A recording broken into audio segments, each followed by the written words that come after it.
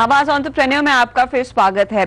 हर कोई आजकल इंटरनेट पर शॉपिंग करने में लगा हुआ है और क्यों ना हो, इसे कन्वीनियंट शॉपिंग का तरीका भी नहीं है।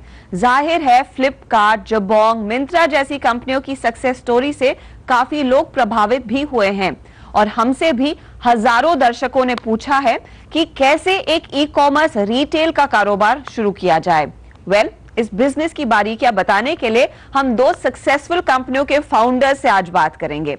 हमारे साथ हैं जबोंग के को फाउंडर और एमडी मनु कुमार जैन और साथ ही मिंत्रा के फाउंडर सीईओ मुकेश बंसल। आप दोनों का ही स्वागत है। मुकेश, मैं आपसे शुरुआत करना चाहूंगी क्योंकि सबसे पहले किसी भी बिजनेस को शुरू करते वक्त यह सवाल उठता है कि क्या वो प्रॉफिटेबल होगा। कुछ ऑनलाइन रिटेल कंपनियों को मुश्किलों का सामना करना पड़ा है, प्रॉफिट्स काफी टाइम लगे आने में।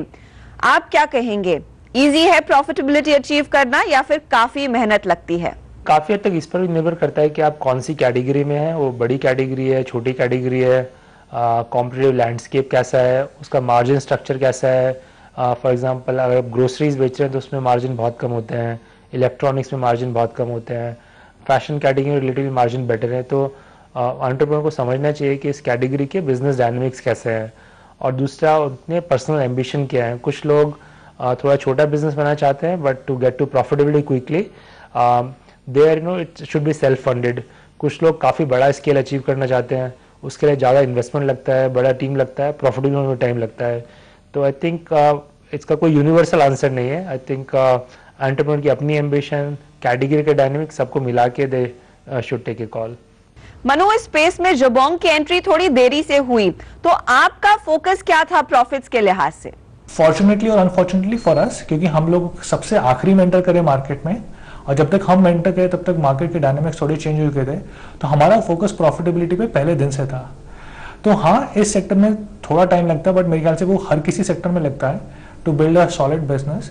लेकिन ऐसा नहीं कि आप इसमें प्रॉफिटेबल बिजनेस नहीं बना सकते। अगर आप सही चीज़ें करें, सही तरह का असॉर्टमेंट लेके आए, सही तरह की कस्टमर सर्विस पे फोकस करें, अपने कॉस्ट कम रखें along each of these different dimensions, you can actually build a very profitable business. वैसे रिटेल बिजनेस की बात करें तो सबसे इंपॉर्टेंट होता है इन्वेंट्री, तो ऑब्वियसली ऑनलाइन रिटेल के लिए भी वो इम्पोर्टेंट है। मुकेश, आप मिंत्रा पे कैसे मैनेज करते हैं इन्वेंट्रीज को?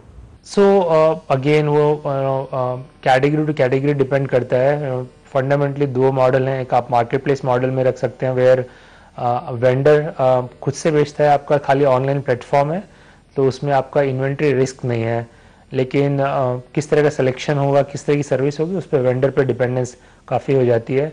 दूसरा मॉडल है आप वेंडर से इन्वेंट्री आउटलेट लेके या तो खरीद के या फिर कंसाइनमेंट में अपने वेयर हाउस में रखिए, उससे आपका मर्चेंडाइज पे पूरा कंट्रोल होता है और डिलीवरी टाइम वगैरह काफ़ी फास्ट होता है, but you end up taking some inventory risk. हम लोग मिंत्रा में we do combination of both depending upon the vendor and the quality of merchandise. So again, entrepreneurs can decide in their category whether marketplace model makes more sense or inventory model makes more sense. और मनु, आपकी क्या learnings रही हैं?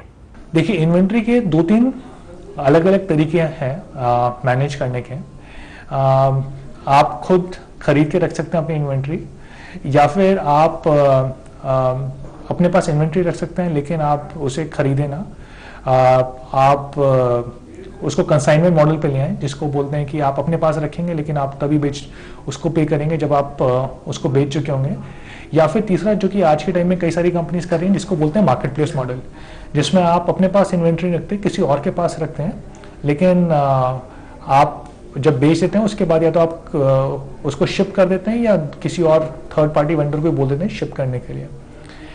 अगर आप अपनी inventory effectively manage करना चाहते हैं तो पहली चीज तो आपका जो बिजनेस प्लान है, जो आपका प्रेडिक्शन है, वो बहुत इंपॉर्टेंट है। क्योंकि आप जब तक ये नहीं प्रेडिक्ट करेंगे कि आपको कितने यूनिट्स खरीदने हैं, कितने यूनिट्स आप बेच पाएंगे, कितने की डिमांड होगी, कौन सा बिकेगा कौन सा नहीं बिकेगा, बहुत सारी चीजें गलत हो सकती हैं। आप हो सकते हैं कोई एक चीज जो कि आप ना बेच पा रहे हो उसको आपने ओवरस्टॉक कर लिया, ज्यादा खरीद लिया, और दूसरा एक प्रोडक्ट जो कि ज्यादा बिकता हो उसको आपने कम ऑर्डर करा हो। तो ये प्रेडिक्ट कर पाना कि कौन सा बिकेगा कौन सा नहीं बिकेगा based on past trends, based on some initial estimate, that is very very important.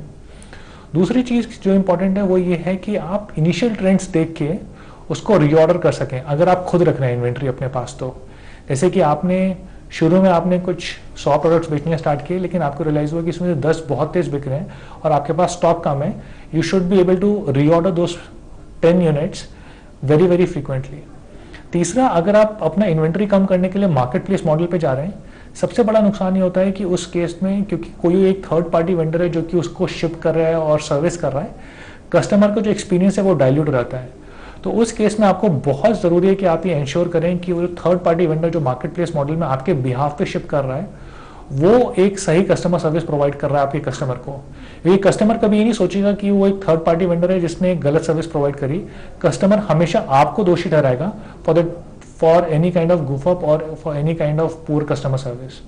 तो ये 2-3 चीजें ख्याल रखने की जरूरत है अगर आप अपनी इन्वेंट्री को ठीक से मैनेज करना चाहते हैं। इनफैक्ट ऑनलाइन रिटेल के काफी और भी पहलू हैं जिस पर हम अगले हफ्ते भी बात करेंगे। फिलहाल thank you gentleman for your time. Thank you very much. Thank you so much. इसी के साथ इस एपिसोड में इतना ही। अगले हफ्ते आपसे फिर मुलाकात होगी कुछ और नए आइडियाज के साथ, लेकिन तब तक आप हमसे कनेक्ट कर सकते हैं फेसबुक के जरिए, ट्विटर के जरिए। आपसे अगले हफ्ते मिलेंगे। Take care.